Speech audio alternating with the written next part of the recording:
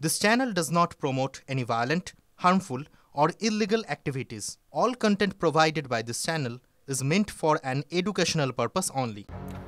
এপার বাংলায় ফিরে আসি। 25শে নভেম্বর সোমবার তৃণমূলের জাতীয় কর্মসমিতির বৈঠকে দলের হ্রাস শক্ত হাতে নেওয়ার বার্তা দিয়েছিলেন তৃণমূল নেত্রী মমতা বন্দ্যোপাধ্যায়। শৃঙ্খলা রক্ষা কমিটির সদস্য থেকে মুখপাত্রের তালিকা সবেতেই প্রবীণদের ভিড়। 2রা ডিসেম্বর আবার এক সোমবার এবার তৃণমূল বিধায়কদের সঙ্গে বৈঠকে কড়া বার্তা মমতার, আর এবারও বোঝালেন দলের হ্রাস তার হাতেই।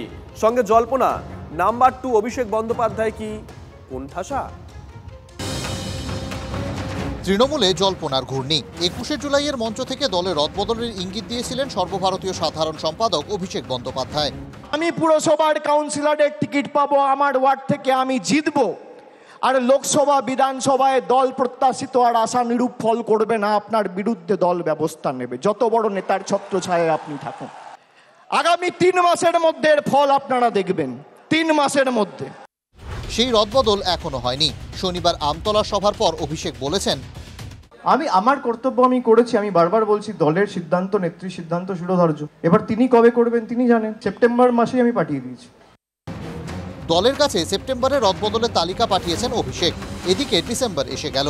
সেই জল্পনার মধ্যেই দলীয় বিধায়কদের সামনে তৃণমূল নেত্রীর তাৎপর্যপূর্ণ মন্তব্য, দলের ব্যাপারে আমি বক্সিদা দেখব। তবে কি অভিষেকের দেওয়া রদবদলের তালিকা কার্যকর হচ্ছে না? আরও বড় প্রশ্ন, নাম্বার 2 কি কোণঠাসা? যে জল্পনা উস্কে দিয়েছিলেন তৃণমূলেরই বিধায়ক হুমায়ুন কবির।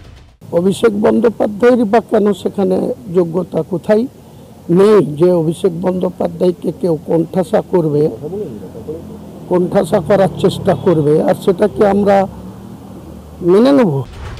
এবার মুখ্যমন্ত্রী সরাসরি বিধায়কদের হুঁশিয়ারি দিয়ে দিলেন। বললেন, দলীয় শৃঙ্খলা না মানলে শোকজ করা হবে। এমন কোনো মন্তব্য করবে না যাতে দল বিপাকে পড়ে, অন্যথায় আমি অ্যাকশন নেব। ত্রিস্তরীয় শৃঙ্খলা রক্ষা কমিটি তৈরির পর এখনো পর্যন্ত একজন তৃণমূল নেতাই শোকজের নোটিশ পেয়েছেন, ভরতপুরের বিধায়ক হুমায়ুন কবির। কি বলেছিলেন হুমায়ুন? ডেপুটি হিসাবে অভিষেক বন্দ্যোপাধ্যায়ের অভিষেক হওয়ার দাবি আমি রেখেছি, সেই সঙ্গে পুলিশ মন্ত্রীও অভিষেক বন্দ্যোপাধ্যায়কে চেয়েছি, ফুল টাইমের একজন পুলিশ মন্ত্রী। ছাত্র যুব সংগঠনের রদবদলের ইঙ্গিত দিয়েছেন মমতা বন্দ্যোপাধ্যায়। বলেছেন, আমি ছাত্র যুব সংগঠন সাজিয়ে দেব।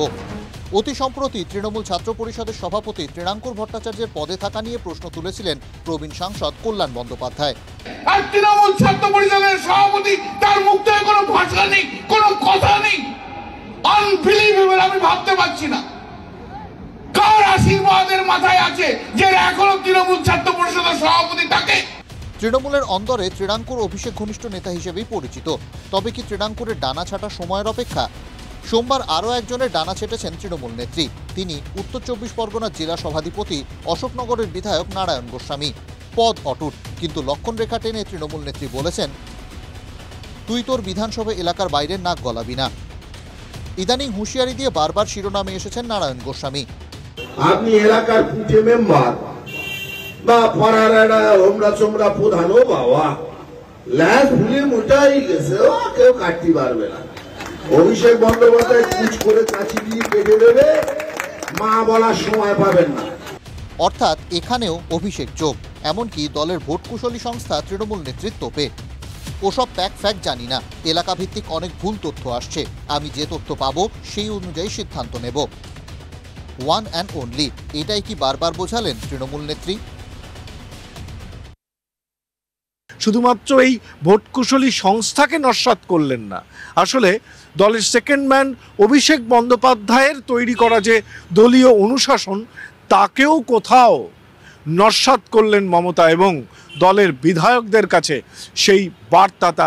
সেই বার্তাটা স্পষ্ট করলেন। সমীক্ষক সংস্থার কাছে মুখ খুলতেও বারণ করলেন মমতা বন্দ্যোপাধ্যায়।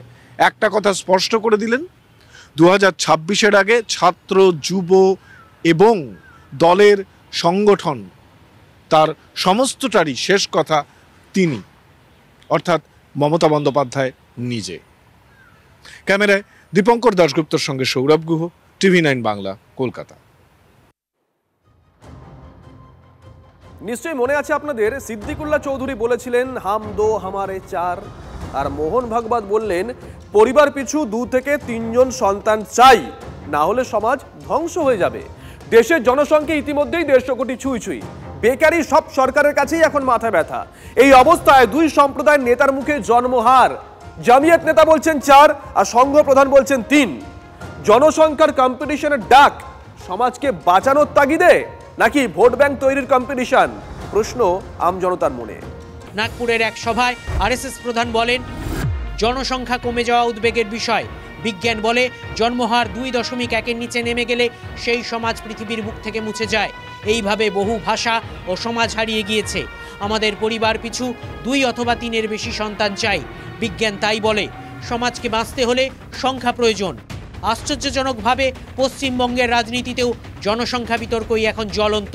বুধবার বিধানসভায় বিজেপি বিধায়কদের উদ্দেশ্যে গ্রন্থাগার মন্ত্রী সিদ্দিকুল্লাহ চৌধুরী বলেন, আপনাদের হাম দো হামারা দো, আমরা বলছি হাম দো হামারা 4। বাংলা ঝাড়খণ্ডে জনবিন্যাস বদলের অভিযোগ নিয়ে আগেই সরব ছিল বিজেপি। সিদ্দিকুল্লাহর মন্তব্য লুফে নিয়েছে তারা।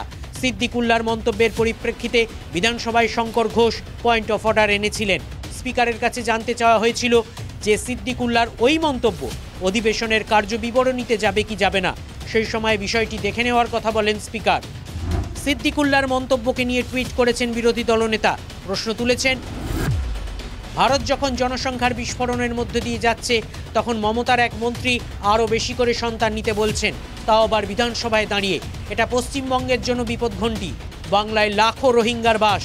এই মন্তব্যের মাধ্যমে সিদ্দিকুল্লাহ কি কোনো নির্দিষ্ট সম্প্রদায়ের উদ্দেশ্যে বার্তা দিলেন? এই আলোচনায় আমরা অংশগ্রহণ করতে চাই না।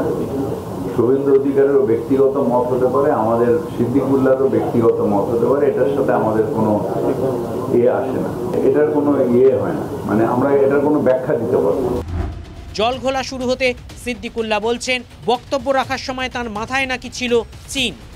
চীনের সঙ্গে লড়াই করতে গেলে চীনের আপনার পরিমাণের মানে জনসংখ্যা আনতে গেলে হাম তো আমারও 4 দরকার, হাম তো আমারও 2 হবে। কিন্তু চীনের জনসংখ্যাকে তো ভারত ইতিমধ্যেই ছাপিয়ে গিয়েছে। কর্মক্ষম মানুষের সংখ্যাও ভারতে বেশি। সিদ্দিকুল্লাহ কোন লড়াইয়ের কথা বলতে চাইছেন? কার সঙ্গে লড়াই? মন্ত্রীর মতন একজন গুরুত্বপূর্ণ ব্যক্তিত্ব যখন তিনি এই কথা বলেন, আমি আশঙ্কা করছি পরবর্তীকালে পশ্চিমবঙ্গ বিভাজন করবারও দাবি উঠতে পারে। আর গ্রাম বাংলায় সাধারণত মধ্যবিত্ত নিম্নবিত্ত সমাজ, হিন্দু মুসলমান বলে নয়, তারা চান আমাদের সন্তান সন্ততি থাকুক, এতে আমরা গর্বিত। এগুলো হওয়াই উচিত।